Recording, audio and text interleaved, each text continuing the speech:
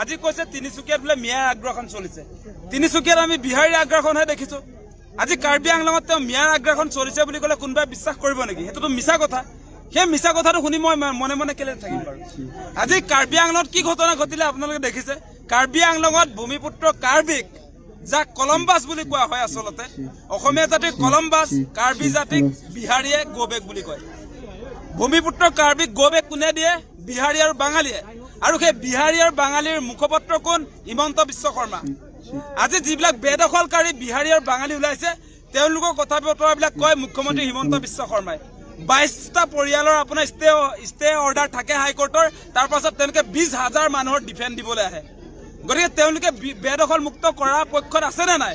নে বিহাৰী আৰু বাঙালী হলে বেদখল কৰি থাকিব পাৰিব? ভিজিআৰ ভূমিত আজি বাঙালী আৰু বিহাৰী হৈ গ'লে চাৰ্টিফিকেট পাই যায় নেকি যে তেওঁলোকে তাত থাকিব পাৰিব? বাকী আমাৰ অসমীয়া খিলঞ্জীয়া মানুহে থাকিব নোৱাৰিব, মিয়া হলেতো থাকিব নোৱাৰিবই। গতিকে এই বাতাবৰণ কোনে আনিলে? হিমন্ত বিশ্ব শৰ্মাই আনিছে। আজি কোনো কাৰ্বি আংলঙত থকা ভিজিআৰ ভূমিত বসবাস কৰা কোনো আচলতে মানুহে নিজৰ হাতত এইটো মোৰ ষ্টে অৰ্ডাৰ হাইকোৰ্টৰ আছে বুলি ক'বলগীয়া হোৱা নাই। সেই কথা কৈছে ৰাজ্যৰ মুখ্যমন্ত্ৰী হিমন্ত বিশ্ব শৰ্মাই, কাৰো হাতত নাই। আৰু তাৰ বিহাৰী আৰু যিবিলাক বাঙালী মানুহ আছে তেওঁলোকে কৈছে যে আমাৰ ৰাজ্যৰ মুখ্যমন্ত্ৰী ষ্টে অৰ্ডাৰ আছে বুলি কৈছে। কি হৈছে এইবিলাক কি মানে? আপোনাৰ ক'ত গা জ্বলিছে? আজি আপোনাৰ যিবিলাক বেদখলকাৰী, যিবিলাক বাঙালী আৰু বিহাৰী মানুহ, যিবিলাকে অসমৰ মাটিত আজি আপোনাৰ কাৰ্বি গোবেক দিলে, কাৰ্বি আংলঙত কাৰ্বি গোবেক দিলে, কাইলৈ তেওঁলোকে অসমত অসমীয়া গোবেক ধনি নিদিব নেকি? তাৰ কি নিশ্চয়তা আছে? তেওঁলোকৰ উমান পোৱা গ'ল। আৰু সেই মানুহবিলাকৰ শ্ৰদ্ধাৰ মুখ্যমন্ত্ৰী হিমন্ত বিশ্ব শৰ্মা। বহিৰাগত বনিয়া আৰু বহিৰাগত যিবিলাক বিহাৰী, মাৰোৱাৰী, বাঙালী, যিবিলাকে অবৈধভাৱে অসমৰ মাটি আগ্ৰাসন কৰিছে, আজি তিনিচুকীয়াত কওক, আজি কাৰ্বি আংলঙত কওক, গোটেই অসমত আজি মূল টাউনবিলাক কাৰ দখলত আছে? আজি মিয়াৰ দখলত আছে নে? যে এই আপোনালোকে যিবিলাক টাউনৰ কথা কৈ আছে, আজি মুখ্যমন্ত্ৰী হিমন্ত বিশ্ব শৰ্মাই যে গুৱাহাটীত যিটো কথা কৈছে যে উবেৰ ড্ৰাইভাৰটো সুধিবচোন তেওঁ চিনাকি নে অচিনাকি, সেই কথা যে কৈ শ্বপিং মলবিলাক কাৰ তেনেহ'লে? ডাঙৰ গুৱাহাটীত থকা অট্টালিকাবিলাক মিয়াৰ নেকি? আজি যে আমি দেখিছো এই প্ৰটেক্ট প্ৰাইড বিল্ডিংটো মিয়াৰ নেকি? আজি আপোনাৰ চিটি চেণ্টাৰ মিয়াৰ নেকি? আজি গণেশগুৰিত থকা সেই ডাঙৰ অট্টালিকাবিলাক য'ত কাপোৰৰ শ্বপিং মলবিলাক আছে, আজি সেই শ্বপিং মলবিলাক মিয়াৰ নেকি? সেই প্ৰশ্নটো মুখ্যমন্ত্ৰী হিমন্ত বিশ্ব শৰ্মাই উত্থাপন কৰিছো। আজি বহিৰাগত বনিয়াই গোটেই অসমৰ প্ৰতিটো জিলাৰ আপোনাৰ টাউনবিলাক দখল কৰিলে, প্ৰতিটো জিলাৰ।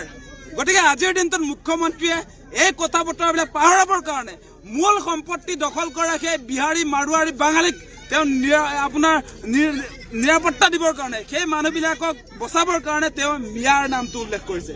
মূল শত্ৰু কেৱল মিয়া নহয়, আচল শত্ৰু বেলেগ।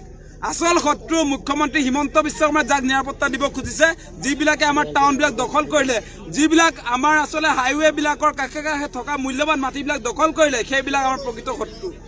গতিকে তেওঁলোকে মুখ্যমন্ত্ৰী হিমন্ত বিশ্ব শৰ্মাই বিজেপি চৰকাৰে এটা মিয়া অচিনাকি মানুহ বুলি, মোগল বুলি এটা ভুৱা কনচেপ্ট তৈয়াৰ কৰিছে, মানুহৰ মনত ছেটিং কৰিছে। কিন্তু তাৰ সমান্তৰালভাৱে তেওঁ এটা কাৰ্যসূচী লৈছে, চাৰিওফালে অসমৰ মাটি, ট্ৰাইবেল বেল্টৰ মাটি আজি আদানী আম্বানীক গতাইছে, ৰামদেৱক গতাইছে।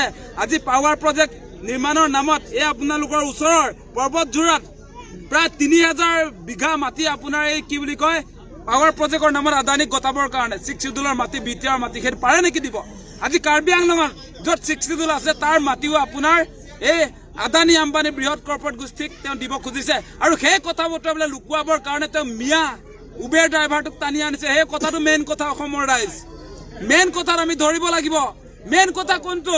যে আমাৰ কৃষি পথাৰবিলাক আদানী আম্বানীক দি দিয়া হৈছে, আমাৰ কৃষি পথাৰবিলাক ৰামদেৱক দি দিয়া হৈছে, আমাৰ কৃষি পথাৰবিলাকক